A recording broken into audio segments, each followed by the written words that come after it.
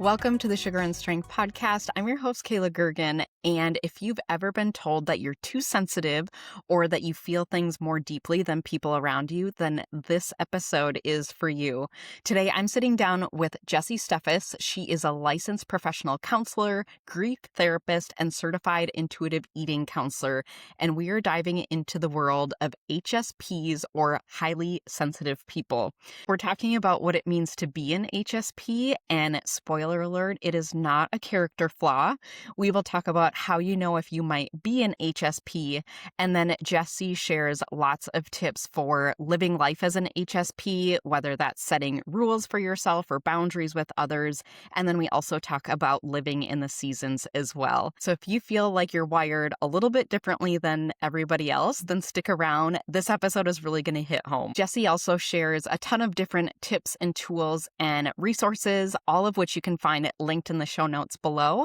And without further ado, I hope you enjoy my conversation with Jesie. Welcome, Jesie. It's so funny. I was actually going through some of the emails that I wrote you, and all of a sudden I was like, I spelt your name wrong in like 3 of them. So first of all, I apologize. Oh, I think when I was typing something out, at some point your name came across as Jesus. So my apologies Jesus. there. Yeah. Jesus is a very frequent autocorrect I get. It is, yes. So you have some big shoes to fill here. Keeps me humble. So, well, welcome. I've been looking forward to this conversation for a very, very long time. And I had the pleasure of discovering you through a mutual friend of ours, Elizabeth. I heard you on the High Functioning Hot Mess podcast. And there was a topic that you brought up on there, and that was this idea of HSPs, or Yes. highly sensitive people. And I have to say that episode rocked my world in the best of ways, and Good. I'm so excited to dive into that today. But before we do, I would love to learn a little bit about you, and for our listeners who are maybe new to you, can you share a little bit about your journey and how that sparked the work that you do today? Yeah. Thank you. I've been looking forward to this too. I was excited to be here. So I am a highly sensitive person. Have found that that's one of my identities. That's actually coming first and foremost these days. But logistically speaking, I'm a licensed professional counselor in Colorado. I'm based in Colorado Springs. And so I have a therapy practice here. I also do body image coaching and am a certified intuitive eating counselor. Work with a lot of grief, body image, and then I also am trained in Reiki as well, which is an energy healing practice. And I got to where I am. Maybe you can relate to this. I don't know. I'm sure Elizabeth can too. But like, I arrived here through a series of burnouts and, working in systems and organizations that really didn't fit well for who I was. And I didn't understand quite why. And then it was in about 2020 or 2021, a close friend of mine and colleague, she was talking to me about the idea of highly sensitive people, or HSPs. And I thought, oh my gosh, that actually makes sense to my experience in the world, which I think is what happens for a lot of HSPs when they hear someone talk about it, is like, oh, that's me. That's why I've felt that way. So that began kind of a slow self-acceptance journey. And then it wasn't until the last couple of years that I realized the majority of my clients are HSPs. And I needed, for myself and them, to start developing and building what I offer around the highly sensitive person's experience in the world. And it has really helped that burnout. So it's a little selfish. Well, I feel like that's how a lot of us in helping professions end up where we are, because maybe we've struggled with something and then we go on this self-discovery journey, Yeah. and then we find out all these cool things that we can share with other people who feel the same way we are. And then we also don't feel so alone. Yes. And I think one word that stuck out in there was just that identity, and really having something that emulates or can describe how a lot of people are feeling. So if somebody's thinking like, okay, this highly sensitive person, that sounds like it could be me. Is this medical diagnosis? Is it a personality trait? What are we talking about when we hear or talk about like highly sensitive? Is it people or persons? Either, I Okay. think. And I love this question because this isn't a diagnosis. This isn't something you're going to find in the Diagnostic and Statistical Manual, right? Not But in this the is, DSM-5? it's Yeah. not, which just Right. It throw it probably out could anyway, be. Mhm. right? Um, yeah, but it's a personality trait, and I think of it very similarly to how we measure other personality traits, which is pretty fluidly introversion, extroversion, high sensitivity as a personality trait has for a long time been talked about inaccurately as this easily overwhelmed nervous system, which is really reducing of what the experience is like. High sensitivity actually has a lot more to do with uh, really when we think about what high sensitivity is that we are picking up on 20 to 30% more data, sensory data in the world than someone who's not highly sensitive. The percentages are easy to remember because we're about 20% of the population and we pick up about 20 to 30% more data. Um, Notably, too, which I think is really interesting, is that the majority of people who go to therapy are highly sensitive people because we have complex inner worlds. And that is one of the things that I think most people will recognize in themselves as an HSP. This is all based on Elaine Aron's research, and she has a book, The Highly Sensitive Person. She's got a website with a lot of great resources on it. You can find actually HSP informed providers in a lot of different areas, which is cool. But she also has a self quiz on her website, which I think is helpful for people. You won't see yourself in every one of the questions, most likely, because high sensitivity looks different for different people. And that's interesting too, just hearing the statistics, because I feel like it's elusive when we talk about highly sensitive people. So to hear just that we're picking up on 20 to 30% more than the average person, and that's interesting that 20 to 30% of the population Yeah. has that too. And I will say too, after listening to your podcast with Elizabeth, I did start reading The Highly Sensitive Person, and there were so many things that stuck out. Like, for example, how a lot of HSPs tend to like really resonate with music, for example. That was something that came up, or they just are emotionally moved or picking up on the emotions of others. I think a Mhm. lot of times too. So I feel like a lot of us, like, that's probably a trait that we used as a safety mechanism, maybe like whether it was growing up or, getting older. And I think that, being an HSP sometimes feels like it can be this heavy cloak. A Yeah. lot of times we just have all of these details that we're picking up on that can be very stimulating a lot of times. So having that clarity, I think a little bit, just knowing, okay, this is me. What do we do about it? If you know or are resonating like, okay, I think I'm a highly sensitive person, instead of that being something like a burden, is there a way that we can use that as our superpower, maybe? Yeah. Yeah, I heard, and I love thinking about it in this way, which was introduced to me by somebody on a separate podcast.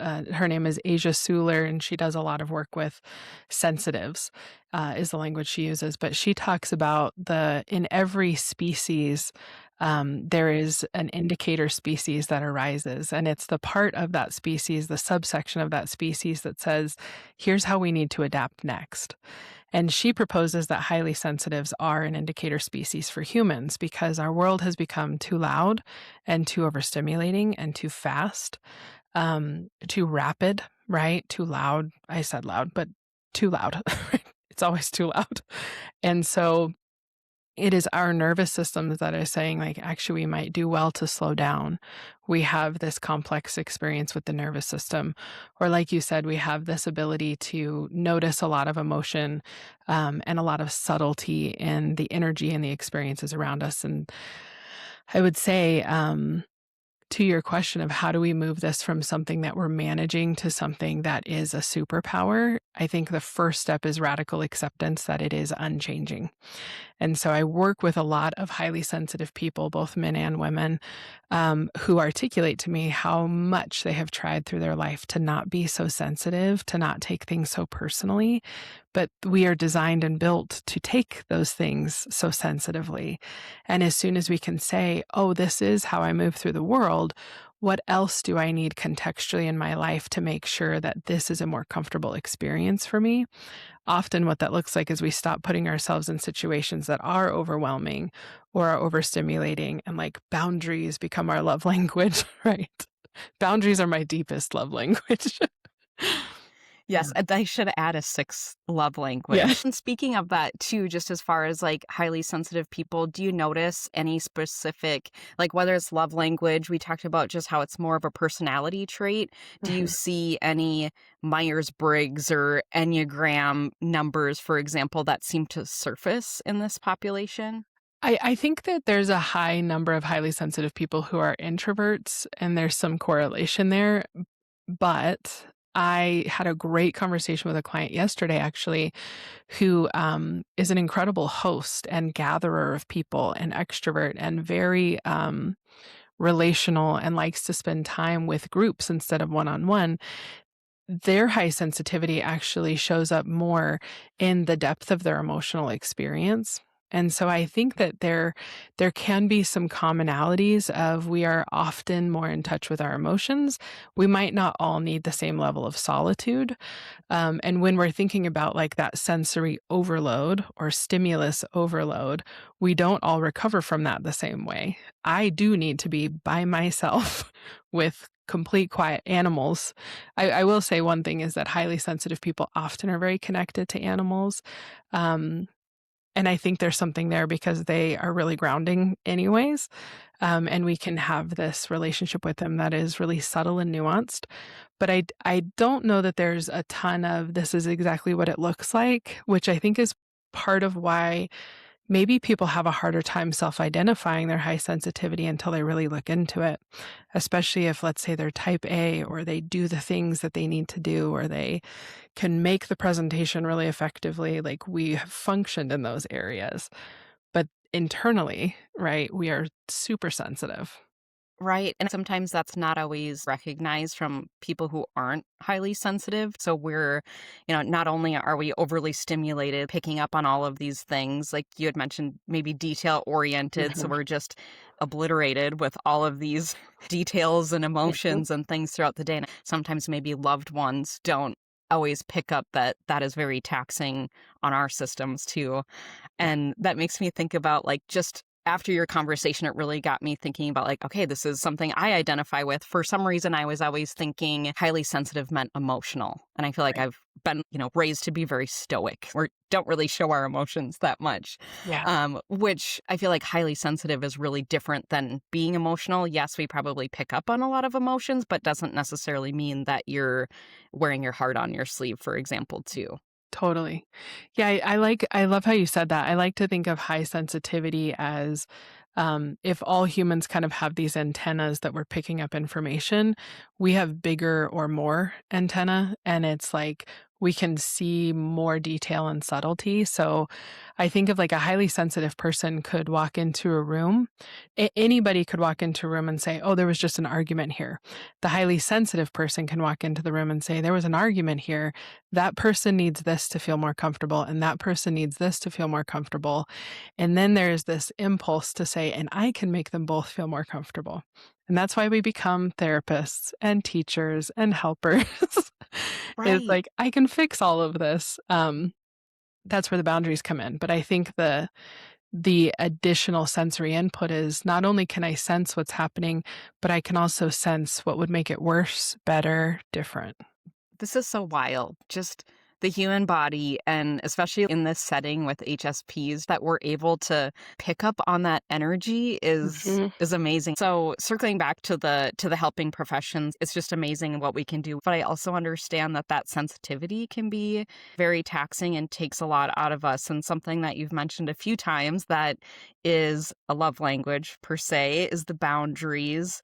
What does that look like? Or maybe even thinking about your own journey, how has you standing firm in your boundaries, is that something that you've been able to, after knowing you're an HSP, stand a little bit more firm in? Yeah. Yeah, I think that I think that knowing I'm an HSP has allowed me to feel like my boundaries are more um, justified. And I it shouldn't have to be that way that our boundaries are justified. But I think the understanding about myself that my sensitivity is not something I can control really helped me feel like, oh, I don't have to, um, this isn't a boundary that I'm just kind of like picking out of thin air. Like this is really for my own well-being. So I do think it has helped in that way. Specifics on boundaries, I think that I really had to like learn through my high sensitivity is that there's a difference in the boundaries we have within ourself and the boundaries we have with other people or the world around us. And so when I think of those intrapersonal boundaries or the boundaries within ourselves, this is how willing am I gonna be to violate my own no? Or how willing am I going to be to honor my own yes, and reverse those 2, right?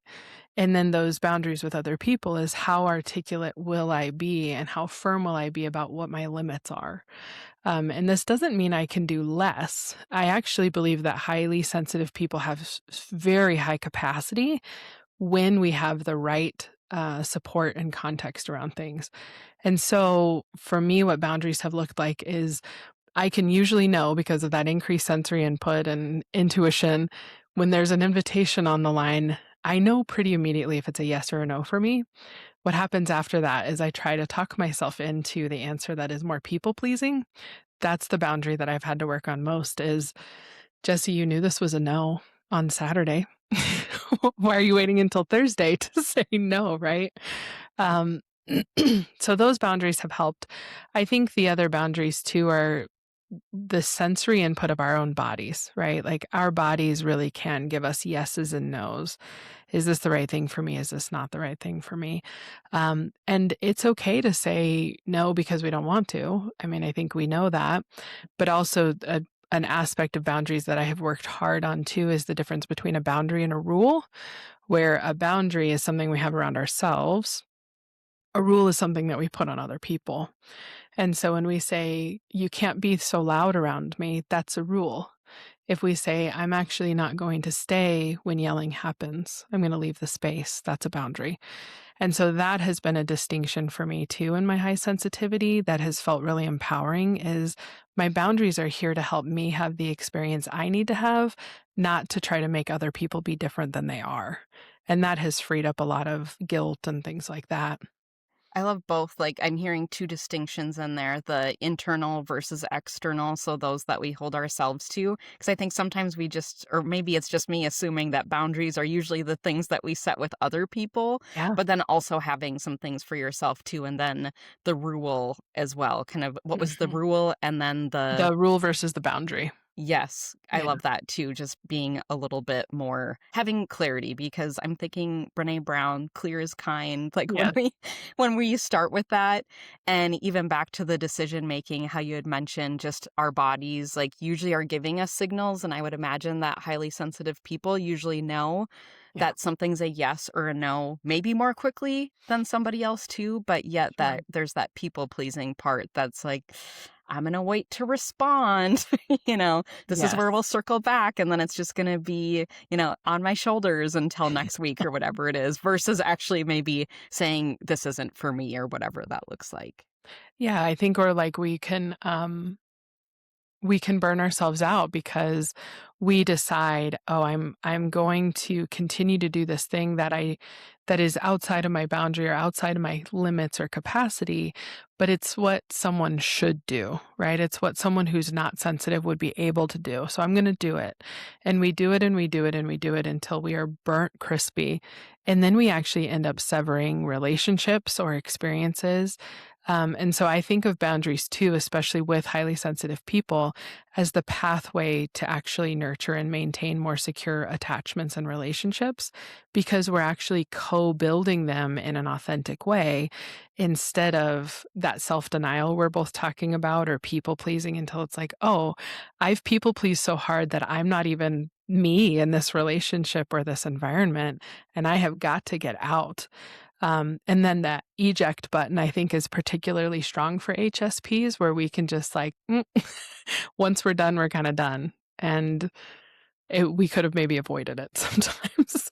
And just opening those lines of communication, I think, for both the HSP and maybe non-HSP, I feel like you're able to, have a lot better communication. Like even how you had said, if the yelling comes up, like I'm leaving the room, I feel like that helps everybody else pause and Yeah, can create yeah, just a safer environment for that communication versus no communication whatsoever. And then, like you said, having the severing. absolutely. Yeah. Mhm. How about so shifting gears a little bit, you do some body image coaching and Yeah. then also intuitive eating. And tell me about like what you see with your clients in terms of this kind of work with HSPs. Do you see, for example, maybe somebody that is an HSP, do you see that they're maybe more prone to things like body image issues or eating or disordered eating, I should Mhm. say? Do you tend to see that maybe rise up a little bit more in this population?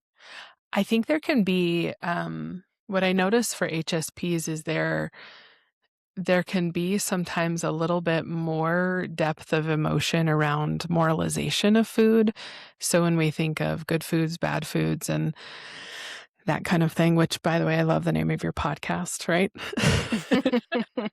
Mhm. um, I see a little bit more depth there where that intensity of experience of maybe guilt, from, consuming something that wasn't on a arbitrary plan or something like that, feeling more deep than for others. I don't know that I see a higher occurrence of emotional eating because I actually think everybody emotionally eats, and we're born doing so, right? Like we cry to get fed. Hello. Right. Yes. It's this like Mhm. distinct biological connection. And so what happens over time that I see is that the coping skills that we want to add to the toolbox of an HSP are a little different than for somebody who's a non HSP. And so when we think of that emotional eating, especially, or the emotional intensity around food, it's not to try to eliminate that behavior, but it is trying to add other options around that behavior so that it's one of many ways to cope with emotion. And for HSPs, because we feel emotions quite deeply, the coping skill of like, take a little walk is not maybe going to be effective enough. We might need to go journal, cry, punch a pillow, scream into it. We might have some emotional intensity that needs to be burned through before that little walk will help or before that distractive read a book, that kind of thing. So I hope Right. that resonates, but to me, it's a pretty nuanced, I think, difference. Do you notice too, like maybe with your people, I don't know if they're coming to you knowing that they're already an HSP or even thinking back to in your practice when you discovered this identity and then started to bring it to people. Do you feel Mhm. like you see aha moments or like the light bulbs going off when people like almost get that permission maybe just to feel things the way they feel and be able to, set boundaries and do all of those things? Do you see that really help the work that you're doing? Yeah, I think you said it perfectly where it's this like the light bulb goes off or like the final number in a combination lock finally clicks and it's this I don't usually I sometimes see now that high sensitivity is being talked about a little bit more. Sometimes clients come in and know that language. Um, but more often than not, I'm working with somebody that is questioning why things hurt as badly as they do or why they feel so responsible for other people. And they're describing this overwhelm, this tenderness, this sensitivity, and this perception and this deep intuition and knowing. And then when I ask, do you think you might be highly sensitive? Can I ask you a few questions about that? It unlocks everything. And then there's this period after that in therapy where there's a lot of questions that we're navigating in session. Like, could this be my high sensitivity? And there's almost this like backlog of experiences that we're holding up and saying, is this part of it? And once we get through that, then we are actually doing the work of either navigating grief or body image or boundaries, empowerment, whatever we're doing through this lens now where we know, okay, how would a highly sensitive person do this? Or how would you in your high sensitivity need to do this? And then That's the most beautiful part because then what we're actually doing is constructing this healing pathway in life that is so specific to this person with the understanding that this trait is on board. And I think that's why therapy, actually, for highly sensitive people, we tend to be in therapy much longer. It takes us longer to do things because we're doing them deep, deep, deep level work. And I would think too, just the ultimate sigh of relief, just knowing that there's not something wrong with me, but this is a trait that I have, and learning to work around it versus trying to just grind against it even Yes. further and then furthering that burnout too. Totally. Well, and I think how we were raised really impacts our relationship with our high sensitivity. Um, my parents, I'm very fortunate in that they both were really not only accommodating of my high sensitivity, but in many ways delighted in it. They didn't fully understand it, but it was something that wasn't, they never tried to change it about me. Right. And there was a lot of accommodation made for, um, I have this distinct memory as a kid of watching this movie. I think it was called Bear, and it was a movie about a mama bear and a baby bear. It wasn't a cartoon, it was like a Here come the animal I things, know. right? Yes. It's like, don't hurt the dog in the Don't movie, please. Yeah. I can't stand it. But, yeah, in this movie, the baby bear, I think the he loses his mom, something like that, and I just was a puddle, right? And my parents would kind of joke with me about that growing up, but they never withheld comfort from my sensitivity, which I think is why I have been able to move in a quick in comparison way to people maybe who had parents who kind of expected a lack of emotion or something like that. Like I have been able to feel that with quite a bit of openness. And there's some expectancy in my life of what I will and won't cry about from the people who love me. But I think it does make a huge difference in our early on relationships. How open are they to us being really tender little beings? And if we have space to do that, I think we get a pretty good launch. But I do work with people who are just now finding that tenderness and kind of reparenting themselves in their high sensitivity. And that's a really cool journey to watch too.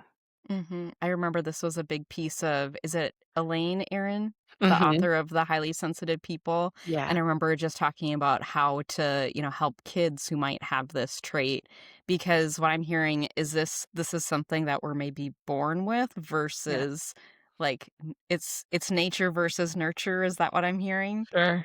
Yeah. I think Mhm. it's nature and nurture, right? Right, and it's just how we're kind of manifesting or working through it. Totally.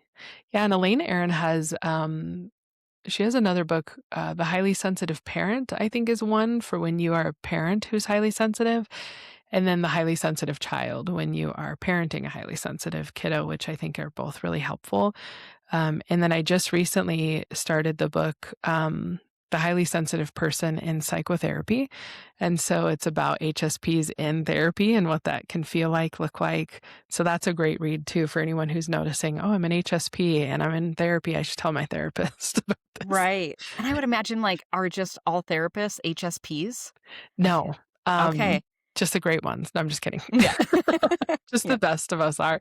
I love that you asked that because I have this theory in therapy where there are people who are deeply intuitive and like we were always going to do this kind of work.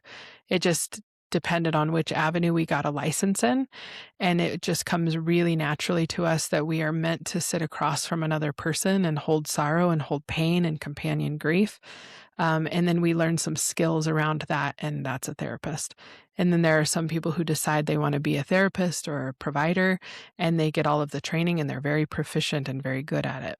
And it's just two different routes where it's, is this already innate in you or is this more learned? And both can be really, really good providers. I identify as the first, where it was like, I was either going to be a vet or a physical therapist or this. And either way, I was going to have my heart on people and their heart in my hands. I just didn't know which route it was going to take. So and this was the easiest.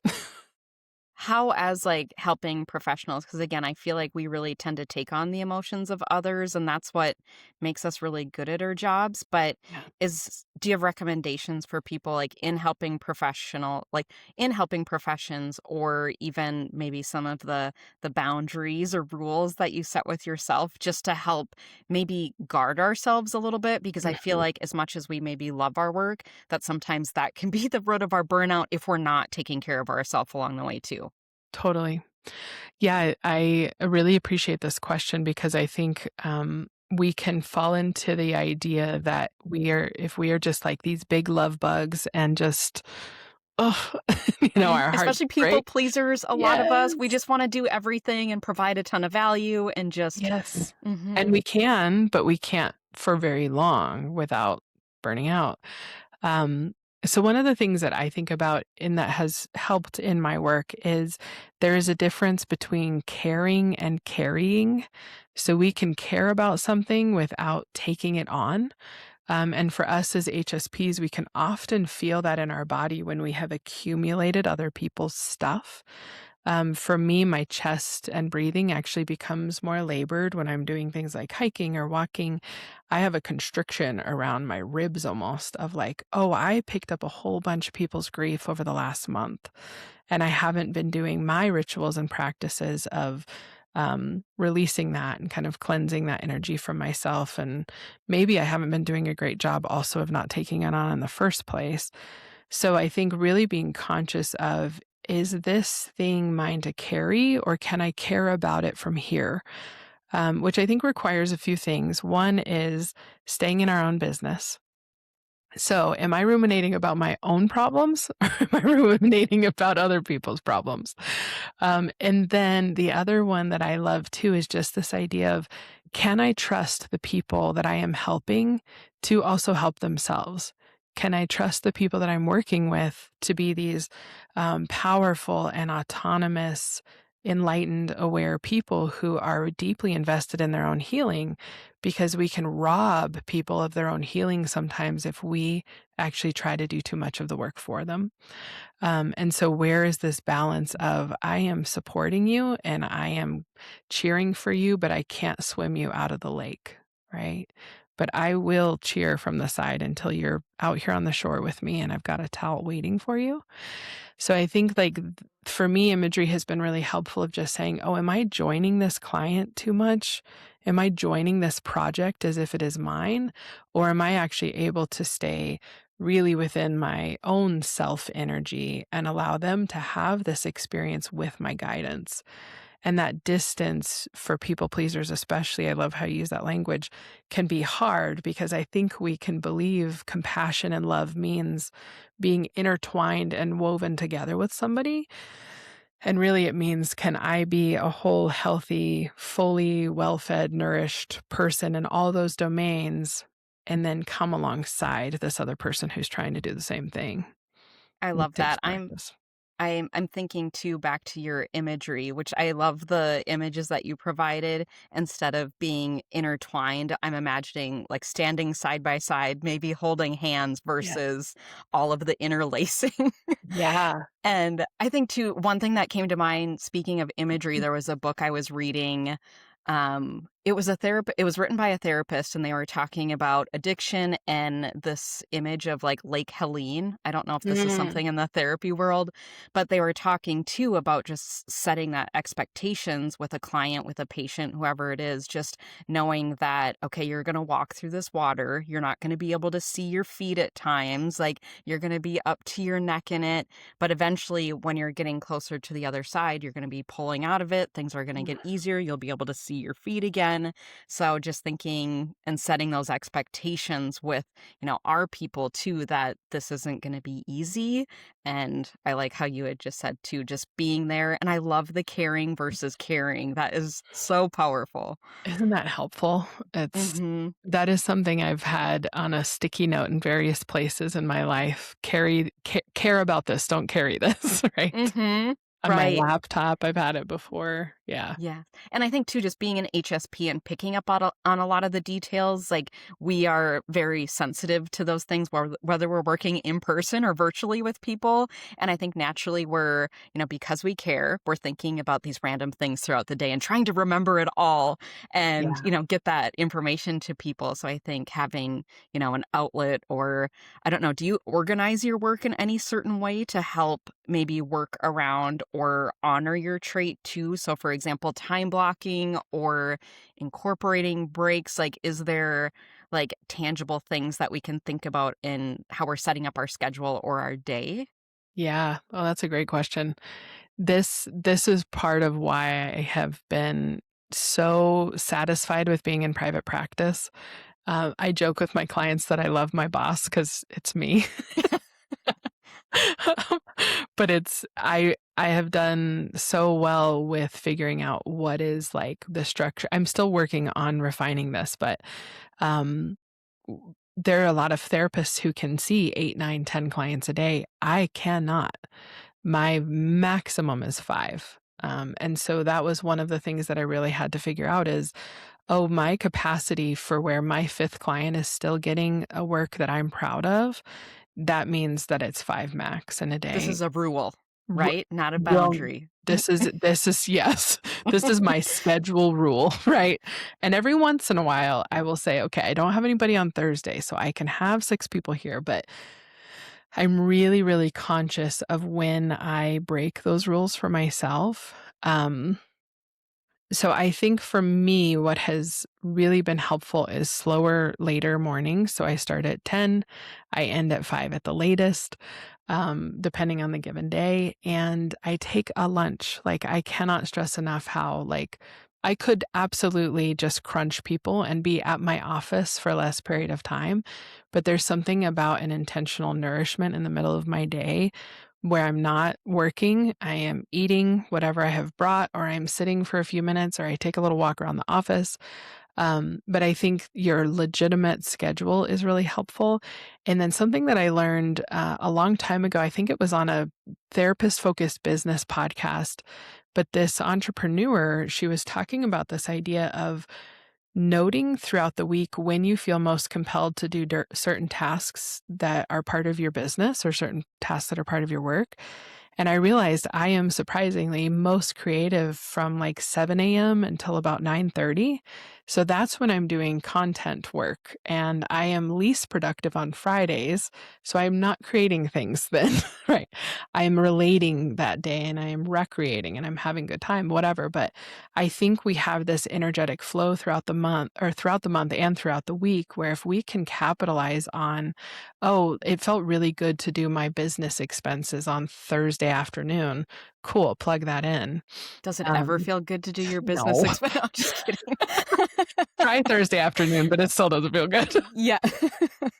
Yeah, it still won't be good. Mhm. But yeah, I think that has been helpful, and I also just this year actually this my second one starts next week. I implemented quarterly resets for myself where I took at least a few days and 2 of them are going to be a week long where I clear my schedule and I'm not allowing myself to work on anything during that time away. So it's not a time to like go to an Airbnb and work on the curriculum for this program. It's none of that. It's a distinct period of time for me to forget that I am a therapist and that I am a helper and to just be Jesie for a while. That has been really helpful for me. My first one was in March, and so this next one will be in June, but I'm So this is excited to new. see. I love Yes. it. Yeah, June was Mhm. fantastic. So it was a short little blip of time, but I was really proud of myself for honoring that I didn't work during it.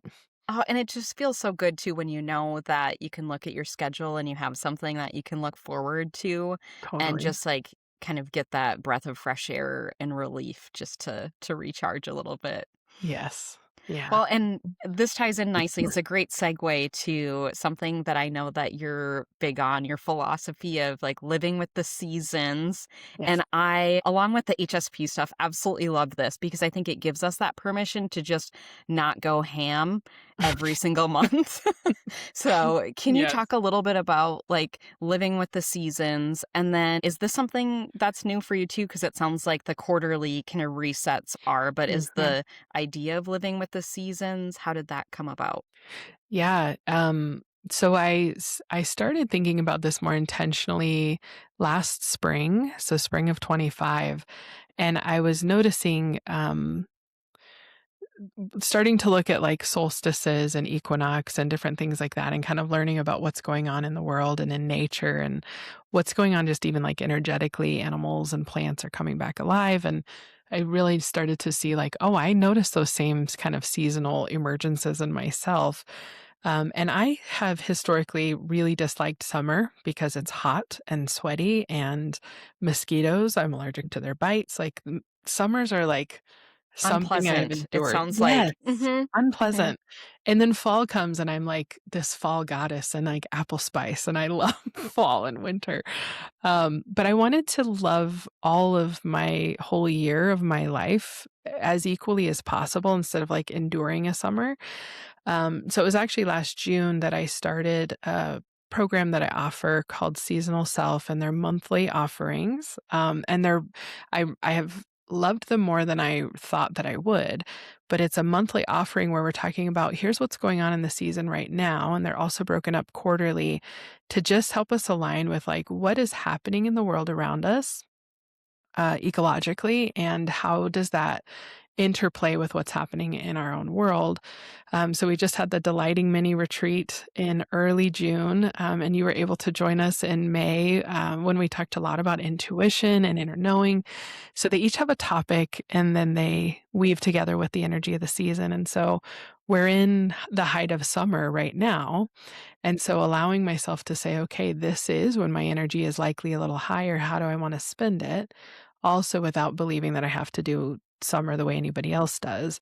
That seasonal living and kind of tuning in has really helped my nervous system to regulate more consistently and to feel like, okay, we don't actually have to do anything contra the season. We can just be in it, which has been great.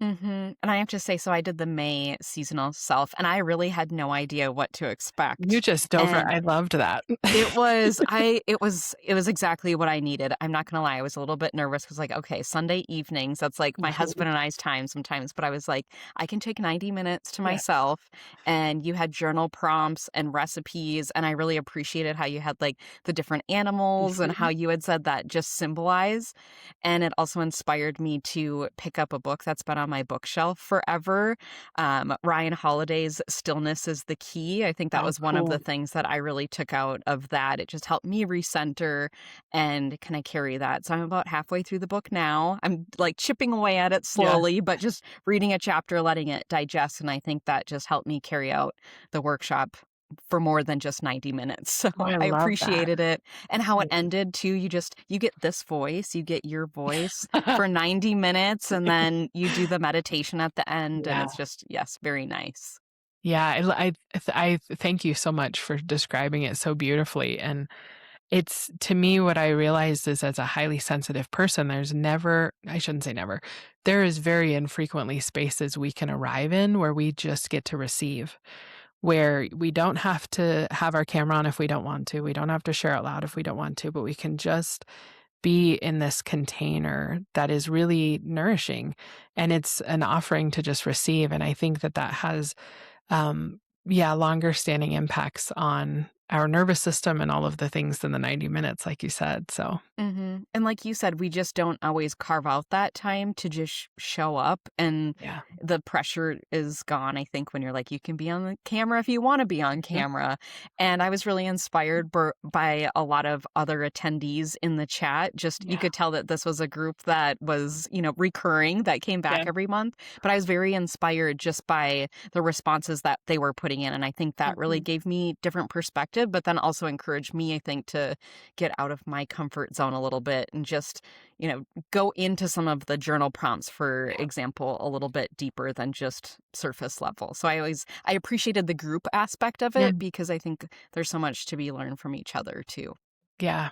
I agree. I think what you're probably picking up on too, and tell me if this feels accurate, is there's so many highly sensitive people that come into seasonal self consistently. And I think when HSPs are able to be around HSPs, the connection feels different. And it's deeper without being transactional, or like there is an expectancy to it. And I think that that's something really unique that gets created even just in the Zoom chat, like you said. It's a nice Hmm. space. And I think as like communicating as an HSP, I don't know if this is maybe a common thread that you see, but it's like I crave that vulnerability and that intimacy. Yeah, Yet a lot of times we're introverted, so it can be hard to get there, I think, at the pace that yeah, we want. yeah. And I feel like with other HSPs, maybe that wall comes down a little bit. We can be a little bit more awkward and goofy and don't feel like we have to have it all figured out. So I Yeah, feel like we can maybe get into some of those more vulnerable conversations at a rapid rate and then just get our cup full. yeah. Oh, I think you're so right. I mean, I think the idea of like small talk, like I am never more socially awkward when someone's like, "Nice to meet you. What do you do?" And I'm like, "Oh, I don't remember." You But get if the ick. Mhm. ugh, but if they're like, "Hey, what are your thoughts on vulnerability or trauma?" I'm like, "Well, sit down. I have a lot to say." Right, "Can I get you a cup of coffee? Yes. Like, we're gonna go through this." I actually just recorded a it was a couple episodes ago with Kaylee Ray, and we talked Oh, yeah. about just how, yeah, the small talk can be, I think, a big barrier for a lot of people, but I also think with COVID, we're all just getting our we're getting our practice in the social world again too, That's a so great finally point. we're coming out of our shells. It made us all a little weirder. Mhm. Yes. Well, and I think too, like one thing that I've appreciated is your seasonal self workshop, of course, but then you also have your sated soul. So I look forward to this hitting my inbox every week. Yes. And your last one about the robins, you wrote about Mhm. the robins. And again, Yeah. now thinking back and tying it all together, the animal piece, Yes. that was just lovely. So I feel like you Thank you. have all of these lovely analogies and you always bring to the conversation or to the writing, I think, something to really chew on for the week. So Mm. where like, have you always enjoyed writing? Where did this idea to Yeah. start a Substack come? Yeah, I had this fantasy in college that I really wanted to be a writer, and oh man, I really wanted it. And I had an old school blog, I think on Blogspot, and you can't find it anymore. I've tried looking, but it's there was an era of the blogosphere, if you will, and that kind of fell off. But what I was realizing is I had a lot that I wanted to say, and writing has always been really therapeutic and helpful for me, especially writing through imagery and metaphor, and taking complex processes and making them into like smaller, potent doses through imagery. And it was, I think, about 2 years now, actually. I think Sated Soul turned 2 in February. Happy Um, birthday. That's thank exciting. you. Thank you. Mhm. I think that was 2 years old. Yeah. It goes by Um, fast once it you goes because so it's been weekly fast. It's been since then too? weekly every single Okay. week for 2 years. But yeah, I had started to kind of I followed Allison Roman, who's a cookbook author and a chef on Substack for a long time, and realized there was some really cool folks on there. And what I love is that it's long form writing, and Instagram is great for some things, but it was not hitting or scratching the itch of depth for me, and long form. So I was like, I'm going to write once a week for myself. And if people read it, great. If people don't read it, that's totally fine. And my subscribership has, slowly and steadily grown of people I think who appreciate it landing in their inbox. And I'm always thinking about, what do I want to read on Wednesday morning? I write over the weekend and then I schedule publish it to come out Wednesday mornings. And so I'm actively reading it with my subscribers too as it launches. But You're like, "What did um I write last week?" yes, so exactly about the baby Mhm. robin that I wrote about, I was like, "Oh, that sweet little guy, that's right, I remember." Mhm. Yes, Mm. it was something, well, I don't wanna spoil it for people. I'll link to it so that way if people Yeah, wanna check it out, but yeah, just, like, whether or not the baby robin was ready or not, and oh, yeah. yes. And I was so sad we didn't get our robin's nest this year. Usually, we Oh, have, like, right by our kitchen window, and it's such a great, like, yeah, spot. It's view 'em. perfect. Mhm. And we must have had, I think, the same robin a couple years in a row because the first year she just got spooked every time we came to the Yes. kitchen window. So we just were very, slow. The next Yes. year she was just like firm in her spot. Yes. So, This is my but we nest. haven't seen her. But I don't know. I found another robin's nest actually Good. on another corner of our house, and I just saw babies in there today. Oh So, my gosh. That's so hmm funny. There was this moth I was keeping an eye on. I'm a little bit of a bug nerd too, but there's this big, big moth that was on the front of our house, and it died and stayed in front of our front yard or in front of our front door. And so I had my partner Michael take it out to our bird feeder in the back and lay it on the railing. And within 3 minutes, a finch came and ate it up. And I was like, oh my gosh, circle of life in exactly. real time. Right. Yeah. I know, and I just, like, really resonated with your message again because it brought me back to the day where I remember all the baby robins leaving the nest because Mm. it felt like, They were yeah, your a baby I robins. know, I was very invested in Yes. these birds, and then you kinda maybe see them hopping around your yard for a couple days and Yeah. mhm. And see, this right here is what it's like to be highly sensitive to, is like Mhm. to imagine the inner life of a little robin. Right. We had an injured bat by our door. Oh, I went to water my plants or my flowers, and there was yes. this little bat, and I was like, okay, this is probably not good that I'm seeing him, in the Yeah. middle of the day. So we were keeping an eye on him, and Yeah. I was looking up, I think it would have been a 3-hour round trip to get this bat Totally. to a rehab center, and I was like, okay, Yeah. maybe I should let nature take its course. Yeah. He might be the food for the next, yeah. Right. Yes. Nature. Yes. Which is, yeah, a compassionate part too. Yes. Well, and I think kind of wrapping up with your like living with the seasons, I think it just again gives a person a sense of relief when you feel like you can have seasons in life where you can really maybe stretch your limits, but then also have the seasons where you're kind of taking your foot off the brake too, like winter, Totally. for example. And Mhm. I found my husband and I, even the past couple of years, just really looking forward to that hibernation. Like, Yes. oh, I can't wait until we can sleep in, shorter Yeah. daylight hours. There's going to be snow on the ground and you're just Yes. sitting inside with your coffee. So as Yeah. much as we love to complain about the weather, I think sometimes it's always nice to get that Yeah. permission just to stay indoors or what have you. Like Right. today it was raining and I was like, I love rainy days. It gives Yes. me permission just to, I think, lean into Hunker. that rest a little bit more versus, I should be outside. The Yeah. sun is out. Right. Yeah, I think Mhm. you're spot on. It allows us to see, can we lean into whatever season we're in, right? Metaphorically and literally. Can we lean into grief when we're in grief? Can we lean into winter when we're in winter? And I think that's how we're built, right? Is to be in the season that we're in. And I look forward to winter similarly. Like I have a list. Here's all the movies we're gonna watch, and we're gonna be cozy, and we're gonna not ever turn overhead lights on, and it's just gonna be dark and cozy.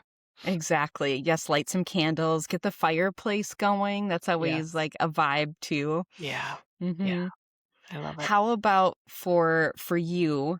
I know you have some exciting projects on the agenda. Can you Yeah. tell us a little bit more about what you have coming up? Yes. So I knew something was brewing in me around high sensitivity. And I knew that I wouldn't be able to put my finger on it until I was in a restful enough state for it to emerge. And I have this great massage therapist in my life. And so I went into her and I said, can you help me relax enough for me to figure out what this is? She's like, I'll try.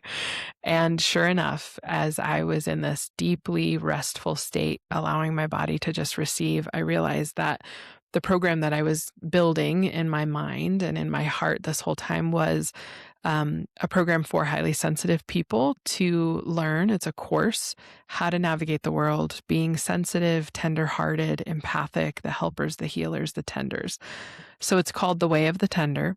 And it is an 8-week course that I am running in the fall. And it's going to start October 1st and it'll go through November 19th, I think is the last Thursday.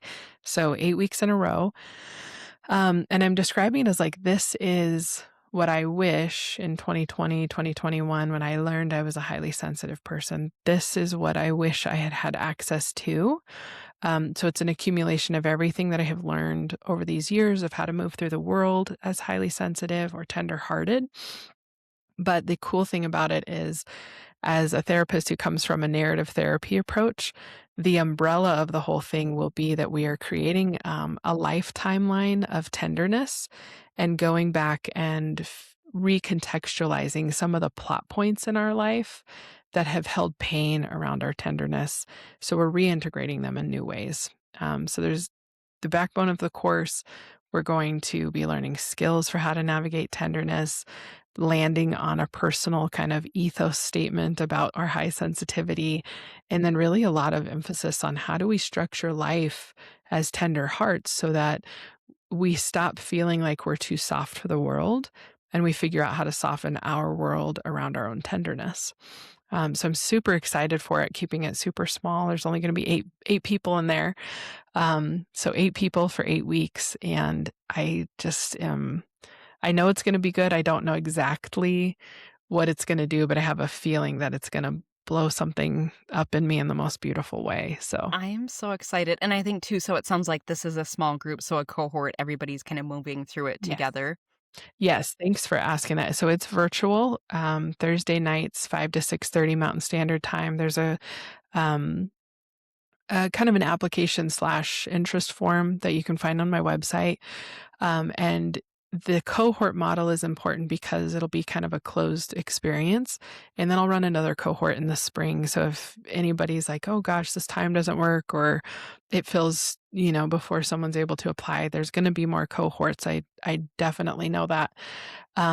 And yeah, they'll move through this cohort model. None of it is self-paced or evergreen, meaning we are going to meet live every time for this potent course. And then there'll be touch points in between.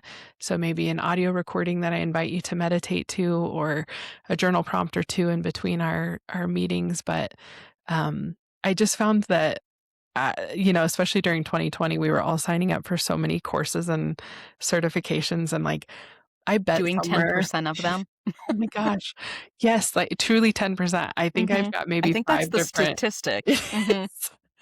Yeah, and I just am, yeah, that's not what this work I think is asking for. So we're gonna And create. there's so Mm, much power in that group setting too. So I yeah, know, like, I've done group CGM programs, and yeah, every group has a different personality, which yes, is so fun. And I think people connect with each other. Usually somebody else says something that you really need to mhm, hear. And it's something that, maybe I said it 10 times, but somebody else is going to say it different in a way totally. that connects and lands. So I think it's just nice to know. Or like thinking about those group settings too, where maybe something doesn't resonate now, but then you remember Mhm.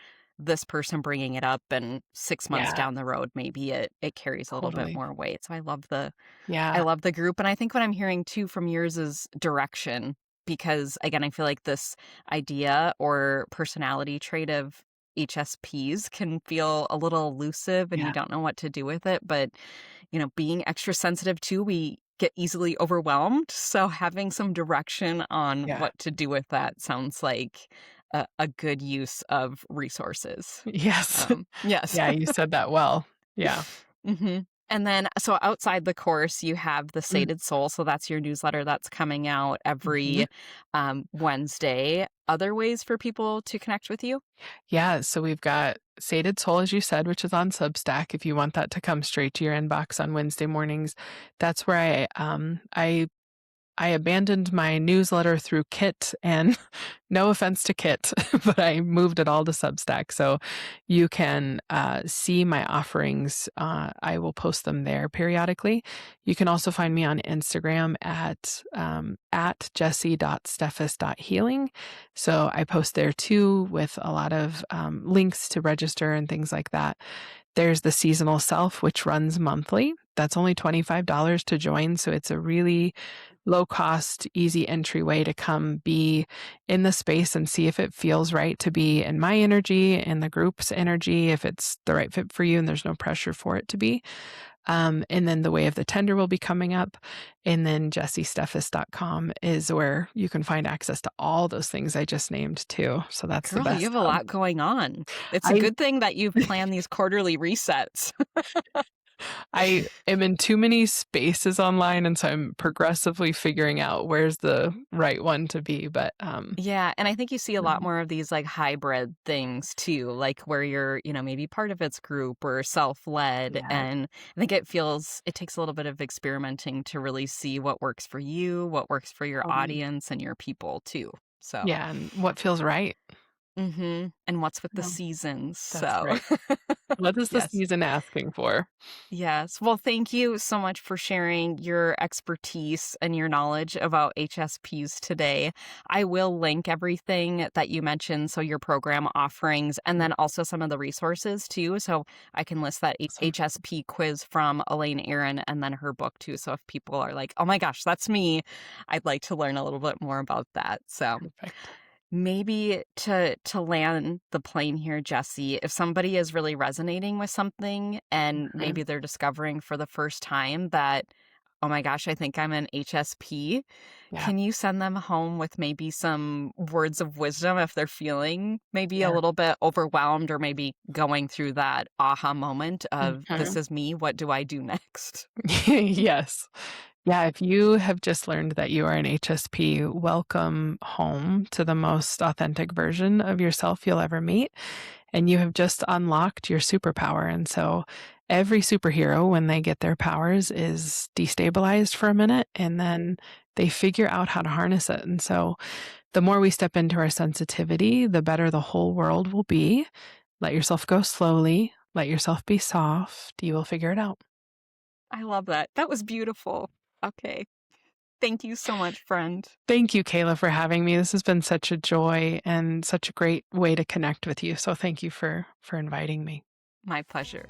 Thank you. Mm.